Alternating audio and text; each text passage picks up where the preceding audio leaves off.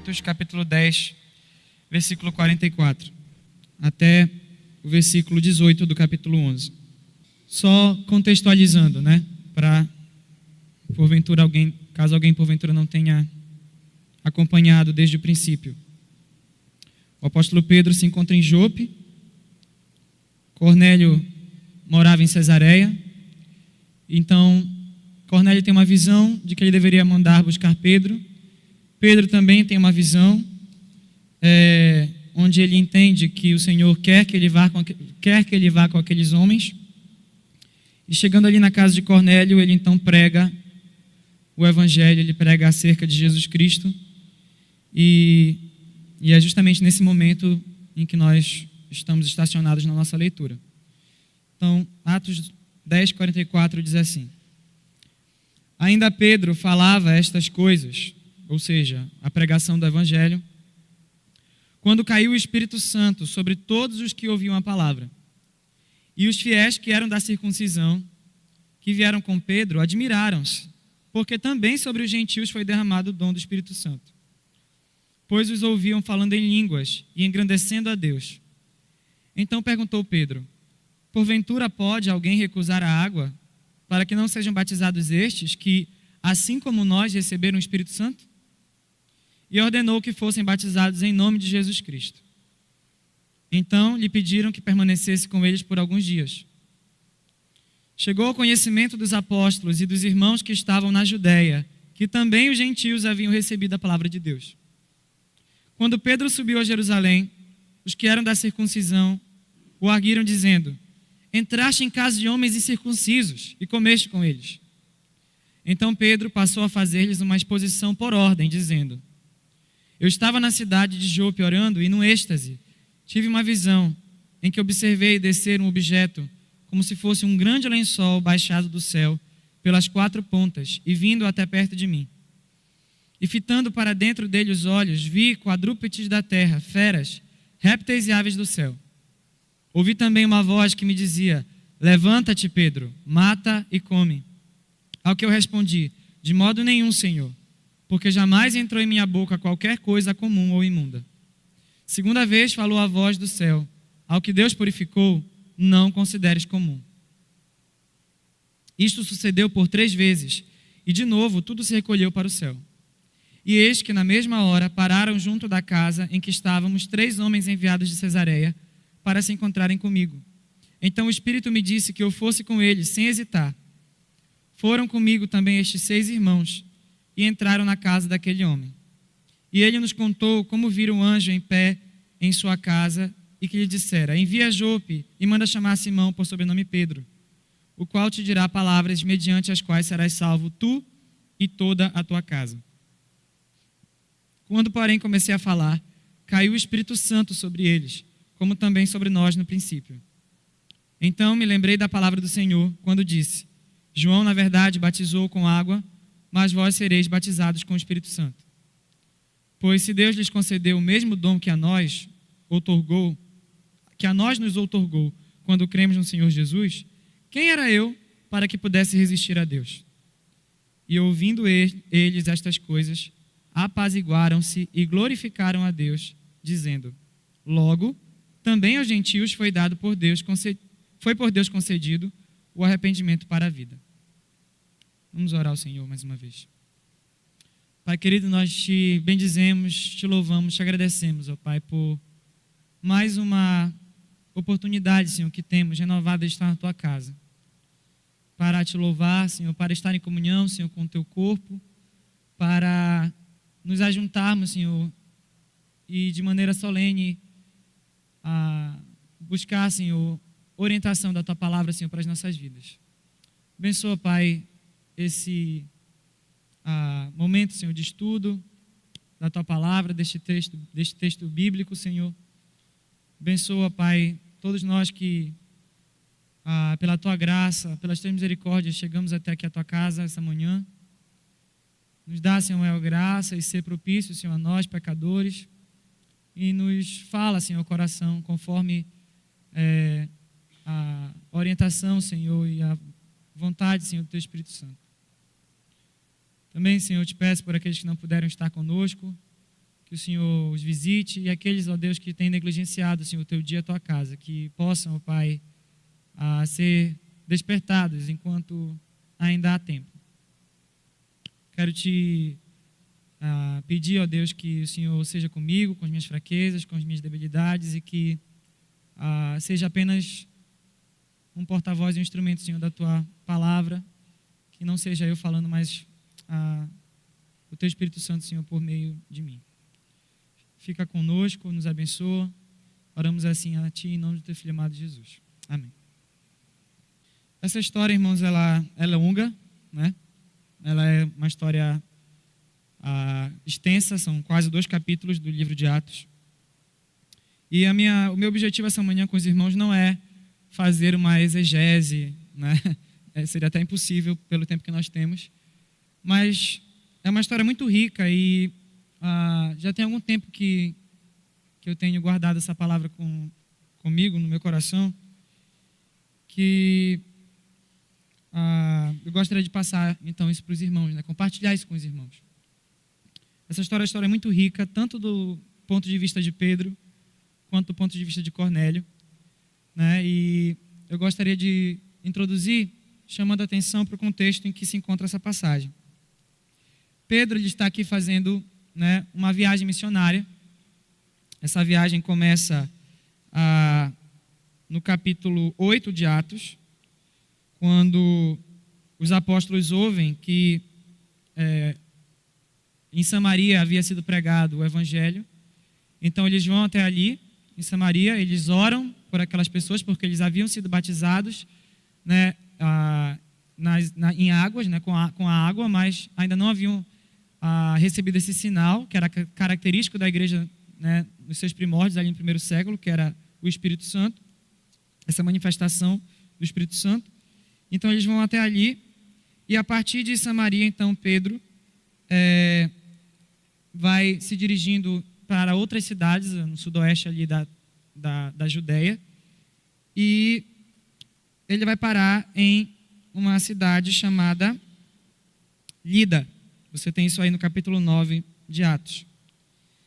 E ali em Lida ele, então, é instrumento do Senhor para a cura de um homem chamado Enéas. E como a cidade de Jope era muito próximo a essa cidade de Lida, ele também se dirige a Jope porque ele é mandado para ali, ele é chamado para ali em função da irmã Dorcas, né, que havia falecido. E ele então ali efetua também novamente como instrumento da graça de Deus, né, a ressurreição de Dorcas, que também era conhecida como Tabita. Então ele fica ali em Jope durante um tempo considerável, e ele então se hospeda na casa de um curtidor chamado Simão. Então Pedro está em pleno ministério nesse momento. Ele está ali naquela casa, hospedado ali, mas ele está em ministério, em sua viagem missionária. Uma coisa que deve saltar aos nossos olhos quando lemos essa história é uma questão que de vez em quando o pastor trata aqui conosco, né? Essa grande divisão entre judeus e gentios. O pastor já falou mais de uma vez aqui na igreja que a maior muralha, né, na história da humanidade entre 2 grupos de pessoas, né, não foi entre capitalistas e socialistas, entre Paysandu e Remo, entre, enfim, qualquer divisão que você possa imaginar, né? O pastor ele sempre frisa que a maior rixa, né, o maior abismo que houve entre 2 grupos na história da humanidade foi judeus e gentios, né? E essa questão salta à nossa vista quando nós lemos essa história. E o que está por trás, nesse contexto aqui, é que todos os crentes em Jesus, no primeiro século, né, no início lá da igreja, eles eram judeus. Fossem judeus por nascimento ou fossem judeus por conversão, né, os primeiros crentes, os primeiros discípulos de Cristo ali eram judeus. E a grande parada que eles teriam que resolver, então, ali naquele primeiro século, o primeiro grande problema que a igreja teve em suas mãos para resolver foi se pessoas que não eram judeus poderiam também receber a Cristo. Poderiam também fazer parte da igreja. Hoje em dia, a gente se pergunta se é possível que um judeu creia em Cristo. Hoje em dia a gente associa isso como algo difícil, complicado, né? É algo que traz até algum problema para alguns ramos da igreja cristã, dependendo de que parte do mundo, em que contexto nós estejamos falando. Mas, na verdade, no primeiro século, a pergunta era outra. A pergunta era se um não-judeu poderia crer em Cristo. E aqui eu abro um parêntese, nós não devemos negligenciar nas nossas orações a intercessão por esse povo. Há muitos judeus ao redor do mundo, e em Israel também, que têm crido em Cristo e têm sido extremamente perseguidos por isso, pelos seus pares. E têm que se esconder, têm que dissimular, porque são ameaçados de morte mesmo, por, então, ousarem, né, tomar esse passo em suas vidas. E nós temos essa questão aqui por trás dessa história, né? Todo o dilema que Pedro enfrentou mais adiante, toda a situação em que ele ficou ali meio em dúvida, né, diante daquela visão, se dá porque no transfundo de Pedro, o contexto em que ele estava inserido era esse. Pedro ainda não havia entendido, como todos aqueles outros discípulos, por incrível que pareça, que a salvação do Senhor Deus em Cristo Jesus era para todos, sem distinção. E isso é uma coisa que às vezes é difícil de entrar na nossa cabeça, porque desde lá de Abraão, quando Deus chama Abraão, ele diz: sai da tua terra, da tua parentela, da casa de teu pai, vai para a terra que te mostrarei, daí te farei uma grande nação, te abençoarei. A última coisa que ele diz para Abraão é: em ti serão benditas todas as famílias da terra. Então, desde o chamado de Abraão, lá em Gênesis capítulo 12, Deus já tinha deixado claro que ele não fazia acepção de pessoas. A salvação era para todos. E nos salmos também você tem recorrentemente diversos salmos falando sobre os gentios exaltando o nome do Senhor, né? A salvação do Senhor alcançando todos os confins da terra. Os profetas também prevendo as mesmas coisas. Jesus ensinando isso, né? Ide por todo o mundo. E aqui você encontra, mesmo depois da capacitação do Espírito Santo, uma igreja que ainda não entendeu que a salvação é para todos, sem distinção. Sem distinção. E longe de olharmos para esses nossos irmãos do primeiro século e olharmos com um olhar de censura, simplesmente de crítica, nós devemos acender uma luz, né, em nossas próprias vidas, no sentido de que nós também, muitas vezes, somos lentos para aprender a vontade de Deus, para praticar, para pôr em prática em nossas vidas a vontade de Deus. Estava muito claro, mas eles precisaram de uma sacudida, um choque de realidade para entender aquilo que Deus já estava ensinando na sua palavra desde lá do início de Gênesis. E quando nós abrimos as Escrituras e lemos o Velho Testamento, especialmente, eu falo especialmente pensando no contexto de Pedro, era o que ele tinha ali, nós encontramos pessoas tendo encontros com Deus. Nós percebemos que Deus ele vai buscar pessoas e ele se relaciona com pessoas. E o que é isso, essa relação com Deus de Abraão, Isaac e Jacó? O que eu quero sintetizar com isso? Eu quero usar aqui com os irmãos a palavra experiência, uma palavra que muitos de nós não gostamos de usar, especialmente no nosso meio mais tradicional, reformado. A gente não gosta muito dessa palavra porque às vezes ela nos remete a extravagâncias que nós vemos às vezes em outras denominações. Mas, irmãos, o que esses homens tiveram no Velho Testamento, e Pedro conhecia cada uma dessas histórias, foram experiências. Experiências profundas, transformadoras nas suas vidas, que eles não podiam negar. Experiências que marcaram tão profundamente a sua existência, que eles continuaram seguindo a Deus, continuaram crendo nas promessas de Deus, a despeito de todas as dificuldades, a despeito de todos os obstáculos. E essas experiências, às vezes, elas eram espaçadas, elas vinham depois de um longo tempo, mas elas aconteciam, e eles não podiam negar essa experiência. E Pedro conhecia essas histórias. E o que eles estavam vivenciando já na época de Cristo, quando Cristo os chama, e depois quando o Espírito Santo vem sobre eles em Pentecostes, e por diversos outros momentos de seu ministério, o que aqueles homens estavam experimentando eram suas próprias experiências. E cada um de nós aqui, como verdadeiros filhos de Deus, nós também não podemos negar a nossa experiência. Nós tivemos um encontro. Cada um de nós aqui, que de fato é crente em Cristo Jesus, teve um encontro.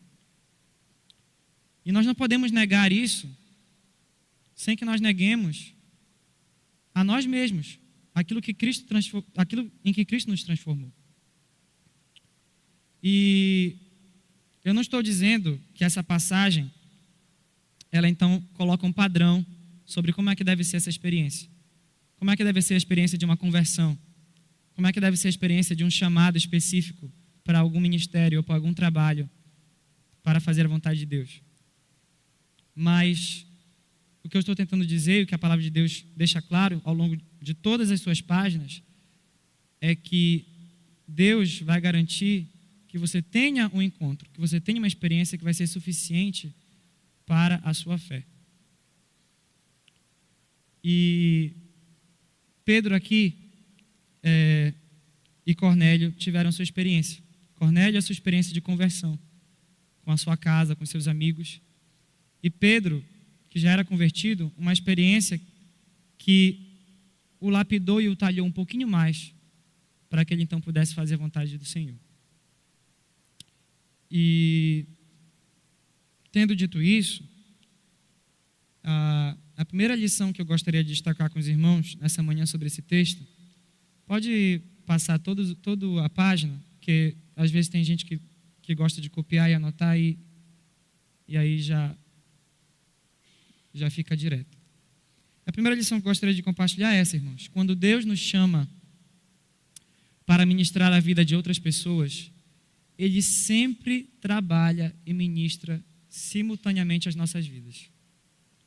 Às vezes, irmãos, Ele faz isso mais na nossa vida do que na vida daquele para o qual nós estamos ministrando.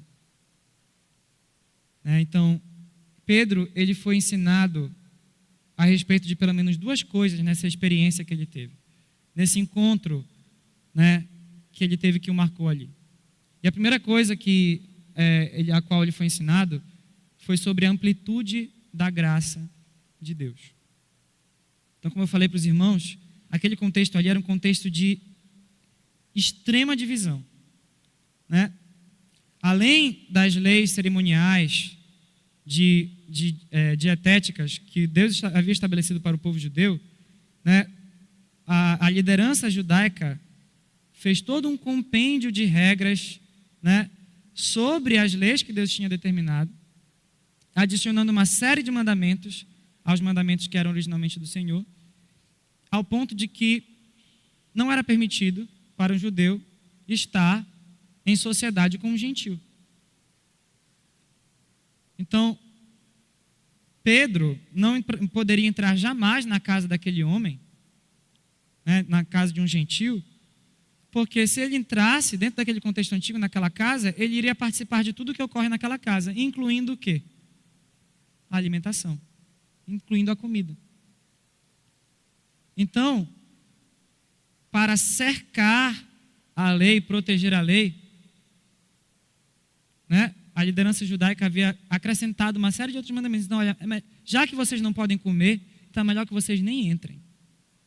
Não é lícito vocês entrarem na casa de alguém que não é judeu. E aí fica assim a pergunta, né? Mas não diz o texto bíblico que Cornélio era alguém que era temente a Deus? Ele não estava aqui observando as horas de oração que eram comuns dentro do judaísmo? Né? A hora nona de oração correspondia à oração das 3 horas da tarde. Né? Então o dia começava a ser contado a hora a partir das 6 horas da manhã, do nascer do sol, melhor dizendo. Então a nona hora era às 3 horas da tarde, às 15 horas. E a questão aqui, irmãos, é que fica claro que Cornélio, ele era simpatizante do judaísmo, ele era conhecedor do judaísmo, ele era, de certa forma, praticante, né, do judaísmo, mas ele não havia, por exemplo, se circuncidado ainda. Ele não era circuncidado, ele não fazia parte do judaísmo de forma plena. Então, ele, mesmo sendo temente a Deus, mesmo ele de alguma forma tendo passado a crer no Deus das Escrituras, ele não era considerado ainda como judeu. Ou seja, era como alguém de segunda classe. E você vai ver essa mesma ladainha sendo repetida, né, na época de Paulo. E Paulo lutando contra os judaizantes na igreja, porque eles achavam e insistiam que a verdadeira fé exigia, então, que você cumprisse todos os ritos judaicos, então, para crer em Cristo. Mas aqui está tudo no início ainda. Então, Cornélio, ele era um homem temente a Deus, sim. Mas ele não fazia parte, ele não poderia ser considerado pelas leis do judaísmo como judeu. Então, Pedro, ele, no dia seguinte a essa visão que Cornélio teve, né, ao meio-dia, a hora sexta é o meio-dia, ele vai orar, né, as casas daquela época, o comum, o padrão era que elas tivessem um terraço, elas tivessem uma laje, uma espécie de laje, que era acessada por uma escada externa, e Pedro estava ali orando. E o texto diz, no capítulo 10, no versículo 11, que ele viu o céu aberto e descendo do céu um objeto como se fosse um grande lençol, o qual era baixado à terra pelas 4 pontas. E ali, o texto diz que havia toda sorte de animais. Então Deus começa a trabalhar na mente de Pedro, né, algo que Jesus já havia dito também, que ele já havia considerado puro todos os alimentos. Ele começa a trabalhar na mente de Pedro, olha, aquilo que Deus considerou puro, você não considere comum. Ele começa a perceber que ele não poderia sustentar aquele preconceito, aquele racismo mesmo, se ele quisesse fazer a vontade de Deus. E a visão se repete, diz o texto, por 3 vezes. Isso mostra que Deus realmente queria imprimir em Pedro e deixar claro para Pedro que aquilo ali vinha da parte dele. E Pedro, então, faz algo que, se não fosse aquela experiência que Deus separou e preservou para ele, ele faz algo que ele jamais faria. Ele vai até Cornélio, ele recebe aqueles homens, ele vai até Cornélio e ele entra na casa de Cornélio. E você vê que ele aprende essa lição, você vê que ele realmente põe em prática aquilo que ele aprendeu no versículo 28 do capítulo 10, quando ele diz: vós bem sabeis que é proibido a um judeu ajuntar-se, ou mesmo aproximar-se a alguém de outra raça. Mas Deus me demonstrou que a nenhum homem considerasse comum ou imundo. E depois, quando ele ouve a história e o relato de Cornélio, no versículo 34 do capítulo 10, ele diz: reconheço, por verdade, que Deus não faz acepção de pessoas. Pelo contrário, em qualquer nação, aquele que o teme e faz o que é justo, lhe é aceitável. Então perceba que naquele momento ali, Pedro estava sendo trabalhado. Ele foi chamado para ser o instrumento de Deus naquela missão, para trazer salvação para a vida de Cornélio, para a sua casa, para os seus amigos. Mas enquanto Pedro fazia aquela missão, fazia aquele trabalho, cumpria aquele chamado, ele mesmo estava sendo trabalhado e talhado pelo Senhor. E é assim, irmãos, quando nós nos dispomos a servir a Cristo, a servir a obra de Cristo, a ouvir o chamado específico que Deus tem nos trazido por meio da sua palavra, por meio das experiências que nós, como cristãos, devemos ter, sim, com o Senhor. Né? Eu reforço isso. O abuso não prejudica o uso. Né? O fato de que, em outros lugares, a experiência seja algo que seja super enfatizado, até mesmo por cima das Escrituras, isso daí, essa extravagância, esse abuso, não prejudica o uso. E ocorre conosco de que, quando nós, então, nos dispomos a cumprir a vontade do Senhor nas nossas vidas, nós vamos perceber que Deus vai estar trabalhando conosco, vai estar nos lapidando, vai estar nos fazendo instrumentos mais proveitosos para a sua vontade. E com certeza os irmãos que têm aproveitado as oportunidades que essa igreja tem dado, como momentos GBF, logo mais, com a graça de Deus, nós poderemos ter momentos como o de bazar, os dos evangelismos, momentos como os que nós tivemos ontem à noite aqui, tão abençoados. Como o pastor diz, ele costuma dizer, nós precisamos de alguém que saiba contar palitos. Ele diz isso querendo ilustrar que na igreja há lugar e serviço para todos nós. E cada um de nós pode experimentar, quando nós nos dispomos a cumprir a vontade de Deus, seja aqui na igreja, seja na nossa casa, seja no nosso trabalho, na nossa escola, nós vamos perceber que Deus vai trabalhar e trabalha na nossa vida e nos talha muito mais às vezes do que nós estamos servindo de talha na vida do outro. E Pedro estava experimentando isso aqui nesse momento, sendo transformado naquele seu pensamento, ainda preso a coisas as quais ele já deveria ter largado há muito tempo. Outra coisa que com certeza Pedro teve que aprender, especialmente Pedro, que a gente sabe que tinha aquela natureza mais explosiva, impulsiva, foi a resposta humilde e serena diante de um problema. Irmãos, prestem atenção, e a gente vai tratar um pouco disso mais na frente, com mais detalhes, que, como já era previsto, a atitude que Pedro teve ali, de cumprir com a vontade de Deus e de ir com aqueles homens e de entrar na casa daquele homem, Cornélio, ela foi vista pelos demais como algo ousado, ousado demais, né? Como alguém que extrapolou os limites da decência. E ele, chegando ali, teve que se justificar. E o que me chama a atenção é que nós vemos aqui um Pedro bem mais trabalhado e maduro do que o Pedro que estava ainda, sendo moldado por Jesus Cristo no seu ministério terreno. Mas o grande Pedro, o Pedro que havia recebido de Jesus a missão de apacentar as ovelhas,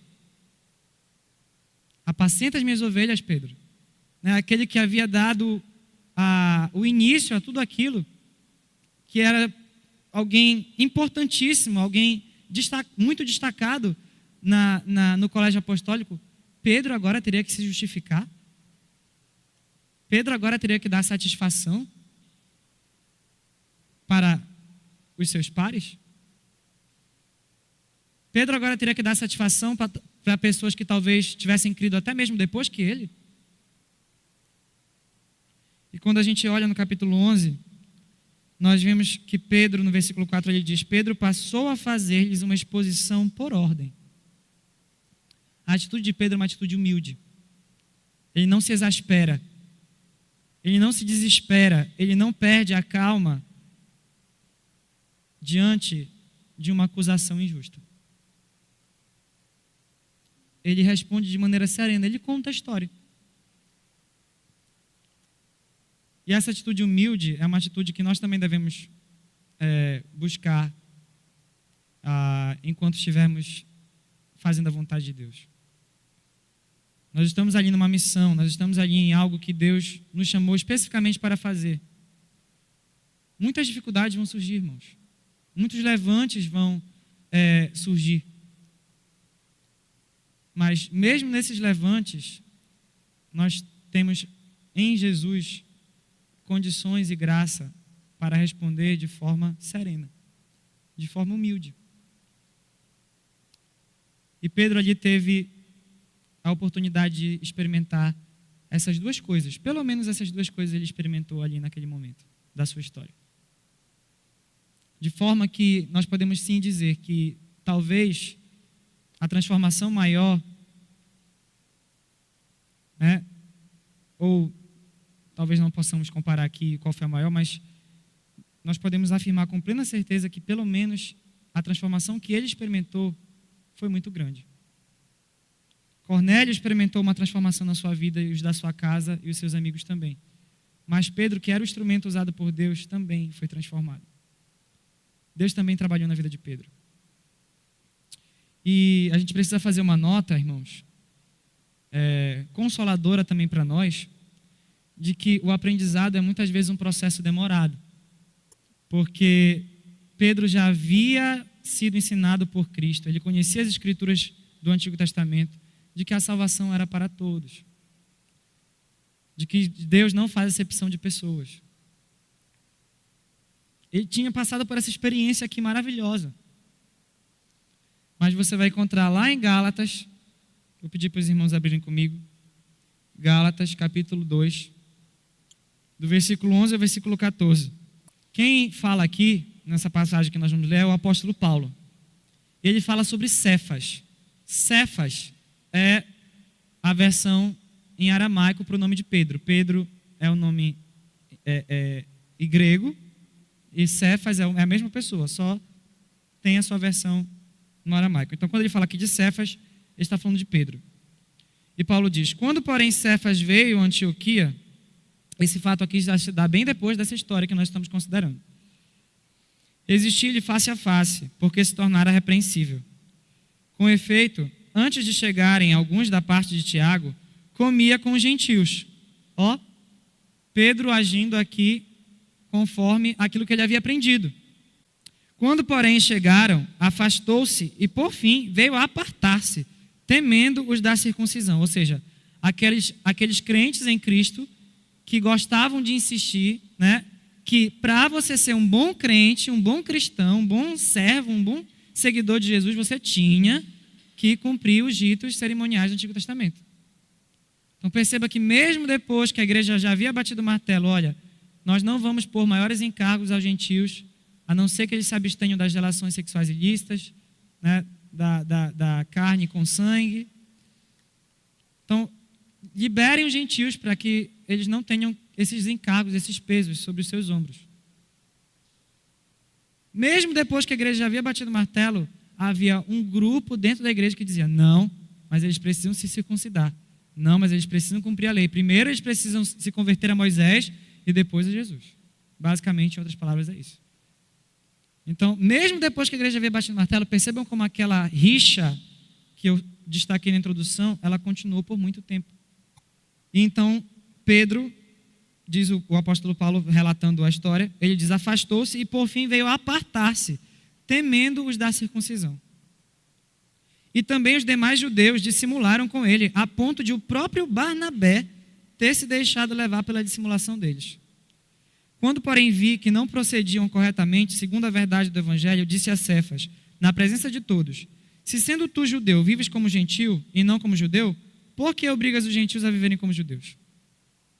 Então perceba que Pedro, mesmo depois dessa experiência, mesmo depois desse aprendizado, ele ainda teve que lutar com aquele pensamento antigo. E por que isso é uma nota consoladora, irmãos? Porque nós também estamos sujeitos às mesmas coisas.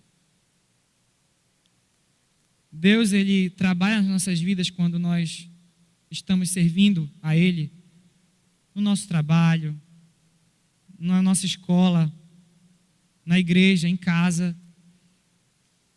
E é uma nota consoladora ver como Ele é paciente conosco.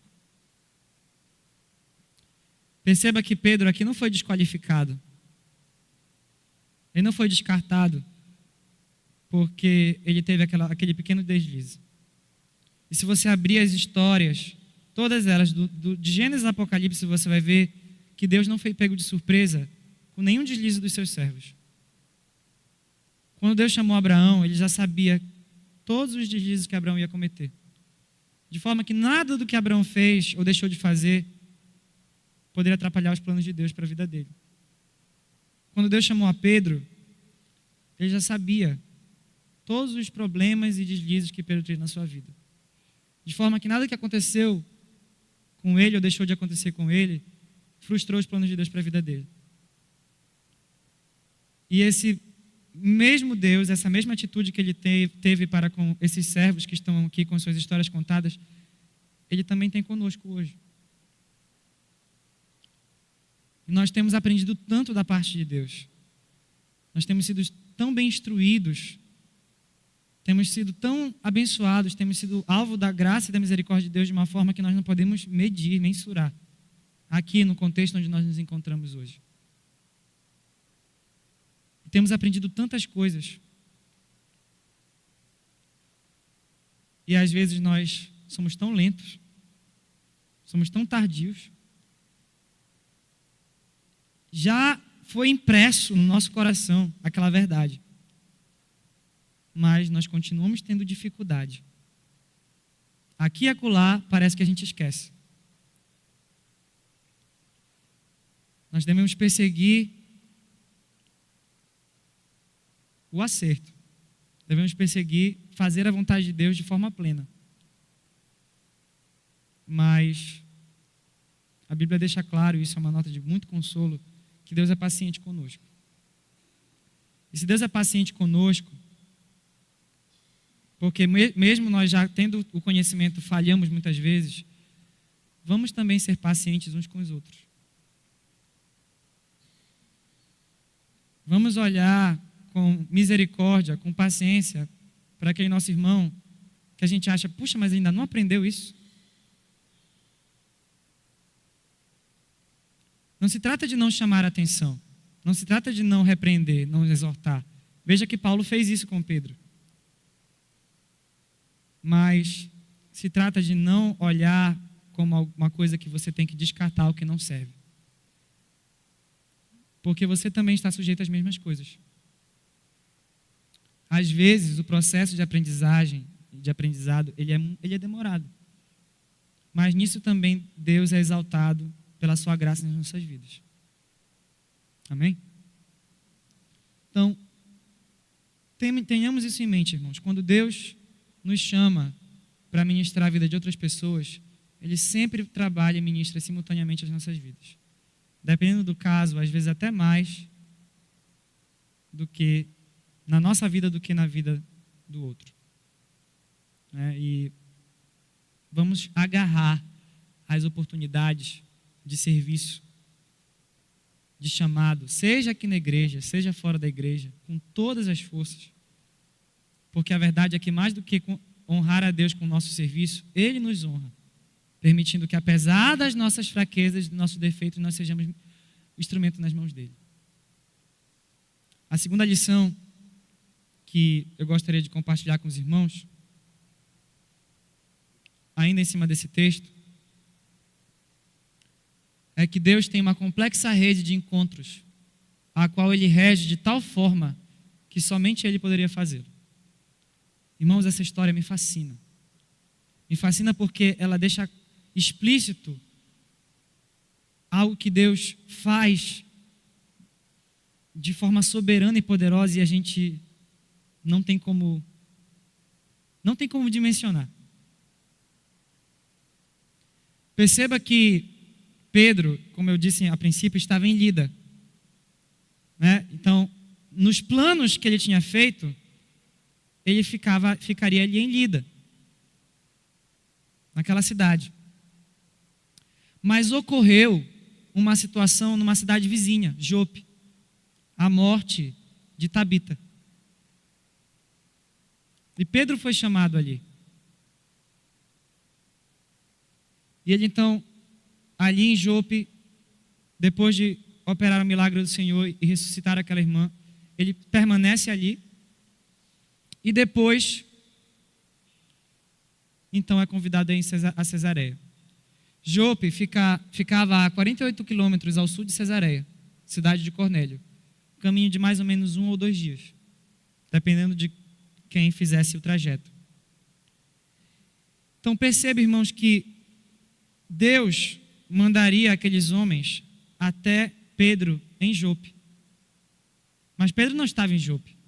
Ele não tinha planejado estar em Jope. A morte de Tabita o levou até lá. E ele permaneceu ali. Perceba como Deus vai arquitetando essa rede de encontros, conforme a sua soberania, conforme a sua soberana vontade, também pelo fato de que Cornélio recebe a visão no momento exato em que o envio e chegada dos mensageiros corresponderia ao momento da visão de Pedro. O texto diz que Pedro terminou de ter a visão e os mensageiros de Cornélio bateram a porta de Simão o curtidor. Foi tudo milimetricamente planejado. Por Pedro? Não. Por Deus. E se a gente parar um pouquinho, irmãos, para pensar na história das nossas vidas, a gente vai ver que a nossa vida é cheia dessas encruzilhadas, desses momentos críticos, preparados por Deus, e que se a gente voltasse e dissesse assim, mas se isso não tivesse acontecido, eu não estaria aqui hoje. E o mais lindo disso tudo é que não somos nós que planejamos isso, é o Senhor. É o Senhor na sua soberana vontade, que vai arquitetando, vai tecendo a vida um do outro para que eles se encostem, se toquem, e naquele toque surge algo belo que Ele está planejando para a sua honra e glória. A gente vê claramente isso nessa história. A gente vê também isso na história de Filipe e o eunuco. O texto lá de Atos diz que Filipe partiu imediatamente após o comando que ele recebeu. O texto é claro em dizer que o caminho estava deserto. Não tinha ninguém ali. Mas ele não perguntou, mas por que eu vou para lá se não tem ninguém? Ele só foi. E ele passou por lá no exato momento em que aquele eunuco também vinha.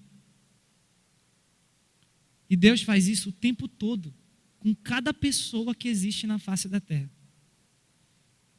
Cada história individual vai tocando as outras de uma forma que não tem como a gente prever. E Ele vai arquitetando isso de uma maneira soberana e graciosa.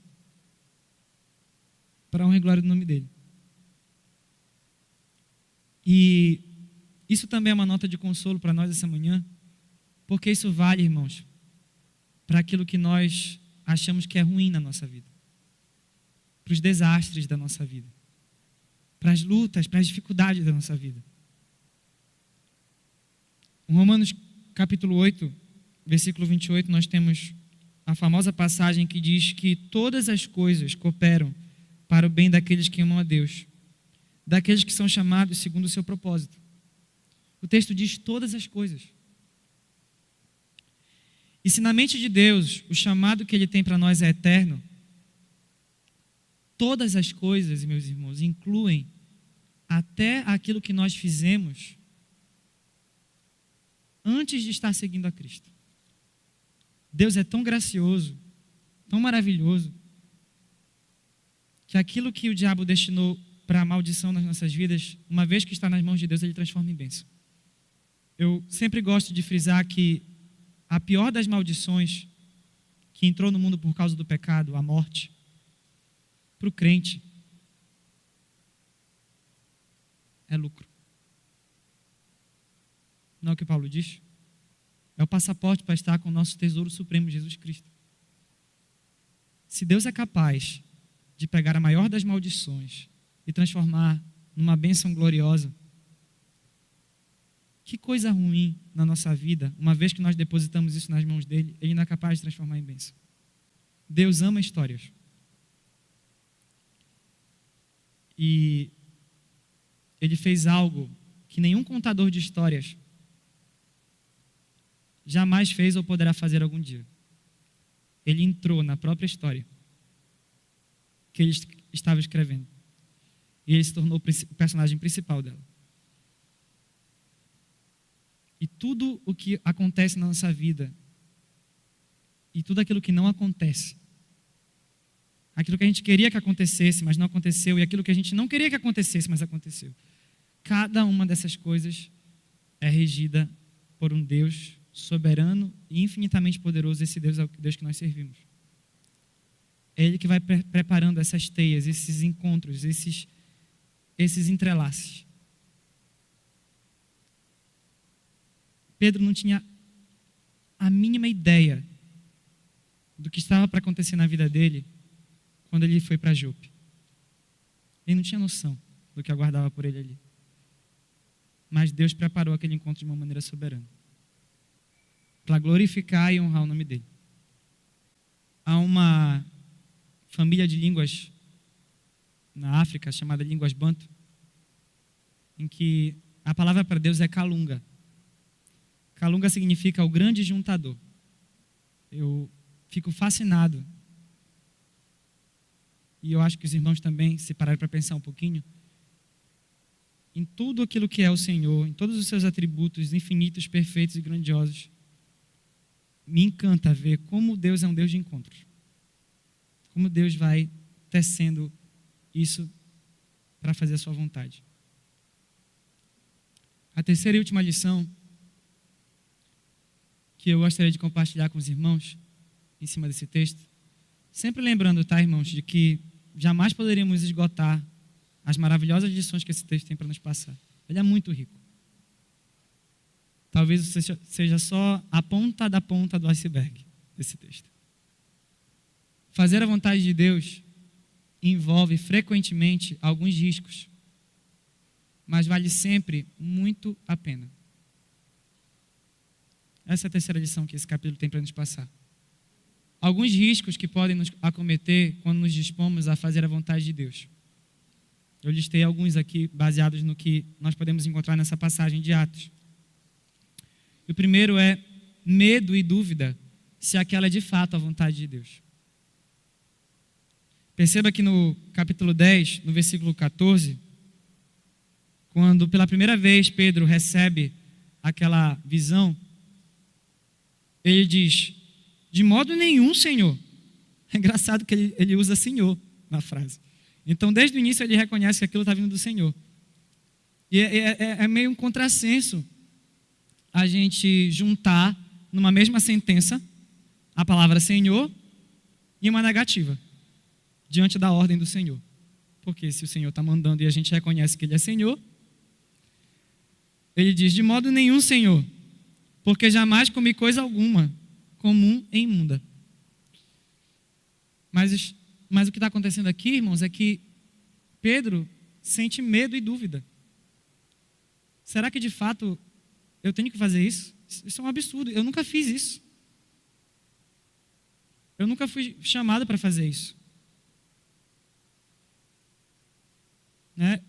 E por mais que ali nós tenhamos uma ilustração, uma visão, não era coisa real ainda, desde ali Deus queria ensinar a Pedro. Nós já vimos isso. E muitas vezes esse mesmo espírito de dúvida, de medo nos acomete. Mas será que eu tenho mesmo que fazer isso? E Deus, na sua graça, na sua misericórdia para com a vida de Pedro, faz com que ele veja aquilo novamente mais 2 vezes. Pedro, é você sim. É para você fazer isso sim. E depois, de uma maneira muito clara, no versículo 19, a partir do versículo 19, o Espírito fala a Pedro: estão aí 2 homens que te procuram. Levanta-te, pois, desce e vai com eles, nada duvidando, porque eu os enviei. A comunhão que Pedro tinha com o Senhor garantiu que essas dúvidas, que aqueles medos fossem sanados. E ele então vai e faz aquilo que Deus quer que ele faça, tendo a plena certeza de que ele estava agradando ao Senhor, apesar daquele susto inicial. Outro risco que muitas vezes nós corremos quando fazemos a vontade de Deus é a glorificação de nós mesmos. Irmãos, se há alguma coisa difícil, né, com a qual todo ser humano precisa lidar, é a questão do orgulho.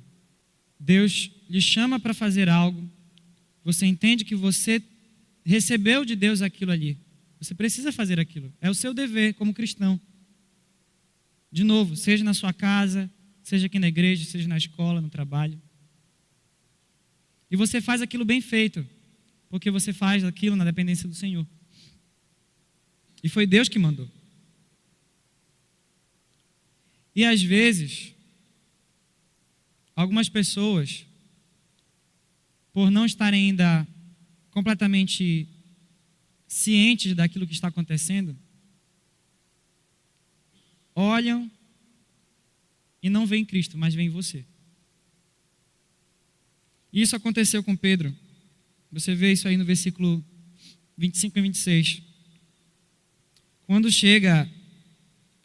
Pedro chega em Cesareia, na casa de Cornélio, o versículo 25 diz assim: aconteceu que indo Pedro a entrar, lhe saiu Cornélio ao encontro, e prostrando-se-lhe aos pés. Se fosse somente aqui, a gente não poderia dar o desconto de que talvez Cornélio quisesse demonstrar uma atitude de extrema humildade para com Pedro, e honrá-lo de uma forma, muito especial. Mas o texto é claro em dizer que, prostrando-se-lhe aos pés, o adorou. Então Cornélio, apesar de todo o bom testemunho que ele tinha, como o relato bíblico nos mostra, ele ainda estava com algumas coisas ainda para vencer na vida, para aprender. E Pedro, de uma maneira muito serena novamente, sem alarde, sem muito drama, simplesmente o versículo de 26 diz: mas Pedro o levantou dizendo: ergue-te, que eu também sou homem. Ergue-te, que eu também sou homem. Não sou eu que vim aqui. Não sou eu que estou fazendo isso. É Cristo. É Cristo em mim. Olha para o Senhor. E esse é um desafio que nós temos quando estamos servindo ao Senhor, quando estamos fazendo alguma obra para o Senhor. Gastar todas as nossas energias, gastar todo o nosso ser para que as pessoas vejam Cristo. Direcionar o olhar das pessoas para Cristo. E foi o que Pedro fez aqui.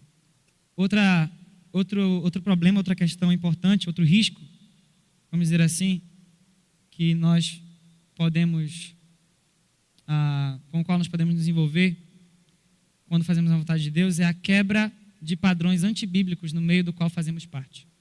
Preste atenção aí, irmãos, que no versículo 28 do capítulo 10, e novamente no 34 e no 35, eu já li, Ele diz: olha, vós bem sabeis que é proibido a um judeu ajuntar-se ou mesmo aproximar-se de alguém de outra raça.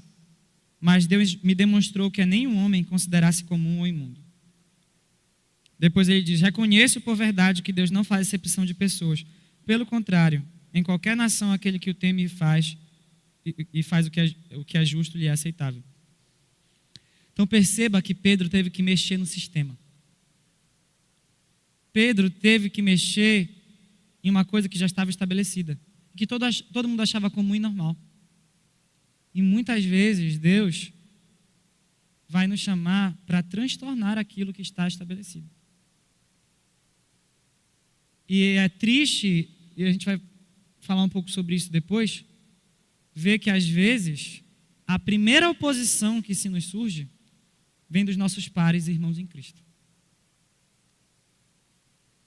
O sistema está instalado dentro da igreja. A oposição vem da igreja. Como isso? O fato é que muitas vezes fazer a vontade de Deus vai envolver uma disposição de transtornar aquilo que foi estabelecido, aquilo que não é bíblico.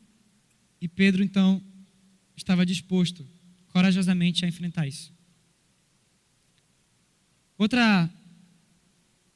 Outro risco que nós corremos quando fazemos a vontade de Deus é confiar na nossa própria força e estratégia. Outra coisa que é muito comum. Perceba que Deus chamou a Pedro e o comissionou para falar do evangelho àquelas pessoas. Cornélio já havia recebido a visita de um anjo. Ele tinha visto um anjo. Por que o anjo não pregou logo o evangelho para ele? Porque Deus não reservou essa tarefa aos anjos. Ele reservou a nós, criaturas imperfeitas, para que a sua glória e a sua graça sejam exaltadas por em cima das nossas falhas. E Pedro então começa a falar. Mas me chama muita atenção como o versículo 44 começa. Ele diz assim: ainda Pedro falava estas coisas, quando caiu o Espírito Santo sobre todos os que ouviam a palavra. Pedro não terminou a sua exposição. Talvez ele ainda quisesse ou planejasse falar mais alguma coisa ali. O fato é que, enquanto ele ainda estava falando, Deus tomou a dianteira e fez aquilo que era a vontade dele na vida de Cornélio, da sua família e dos seus amigos. Era como se Deus estivesse colocando aqui para Pedro e para nós: olha, eu quero te usar. Eu quero que tu abras a tua boca. Eu quero que tu fales. Eu quero que tu faças. Mas lembra que quem vai fazer a obra sou eu.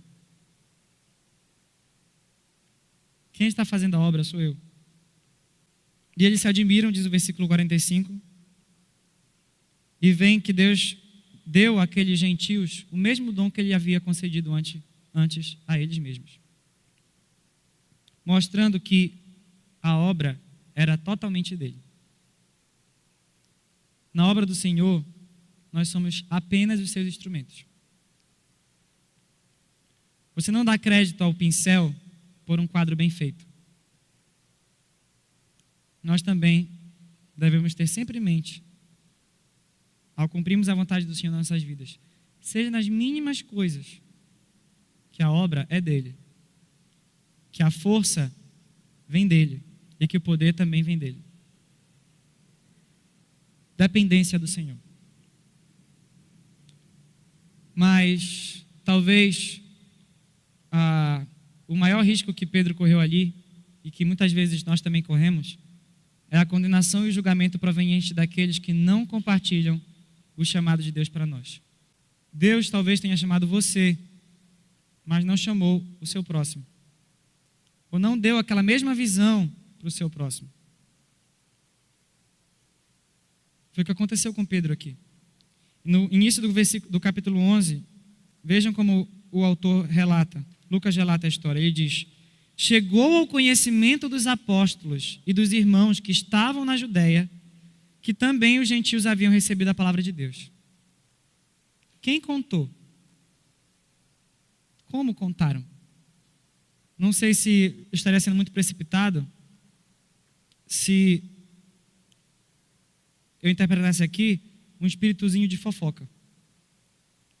Porque quando Pedro chega, os que eram da circuncisão o interpelam e dizem: olha, entraste em casa de homens incircuncisos e comeste com eles. Presta atenção que na fala deles, eles não estão nem aí para Cornélio. Eles não destacam, na interpelação que eles fazem, o que ocorreu na vida de Cornélio, da sua família e dos seus amigos, a transformação que houve, a obra de Deus. Não, a preocupação deles era uma preocupação legalista. Olha, tu entraste na casa de homens incircuncisos, comeste com eles. História é essa. E qual é a atitude que nós devemos ter diante disso? A mesma atitude humilde que Pedro já estava aprendendo ali, como nós vimos na primeira lição. Humildade. Porque se a obra não é sua, você não precisa se sentir atacado quando alguém vier questionar alguma coisa. Deus vai garantir que toda a verdade seja esclarecida e que a obra não caia. Agora, irmãos, apesar de todos esses riscos, apesar de todas essas complicações que muitas vezes nos acometem quando nós nos dispomos de maneira sincera e verdadeira a fazer a vontade de Deus, a nota maravilhosa é de que fazer a vontade de Deus sempre redundará em glória ao seu nome. Sempre vai redundar em glória ao seu nome. E isso, que nós glorifiquemos a Deus, glorifiquemos a Jesus, que Ele seja glorificado, isso deve ser o objetivo da nossa existência. Se Deus nos chama das trevas para a luz e transforma o nosso coração para aborrecer aquilo que ele aborrece e amar aquilo que ele ama, aquilo que vai nos preencher com a maior felicidade de todas, irmãos, é glorificar a Deus por nossas vidas. Foi para isso que Deus criou. E todas as vezes que nós fazemos a sua vontade, o nome dele é glorificado e exaltado. Perceba que no capítulo 10, o resultado do cumprimento da ordem que Deus havia dado a Pedro, no versículo 46 do capítulo 10 os ouviu falando em línguas e engrandecendo a Deus. Esse foi o resultado. Eles não estavam engrandecendo a Pedro, eles não estavam engrandecendo algum sistema, alguma coisa mudando, eles estavam engrandecendo a Deus. O propósito final do chamado de Pedro naquela situação específica foi cumprido. Aquelas pessoas estavam engrandecendo a Deus. E quando Pedro faz o seu relato diante dos seus pares, que o estavam acusando, que o estavam recriminando por aquilo que ele havia feito, no versículo 17, ele fala: pois se Deus lhes concedeu, versículo 17 do capítulo 11, pois se Deus lhes concedeu o mesmo dom que a nós nos otorgou quando cremos no Senhor Jesus, quem era eu para que pudesse resistir a Deus? O versículo 18 esclarece: e ouvindo eles estas coisas, apaziguaram-se e glorificaram a Deus. Glorificaram a Deus.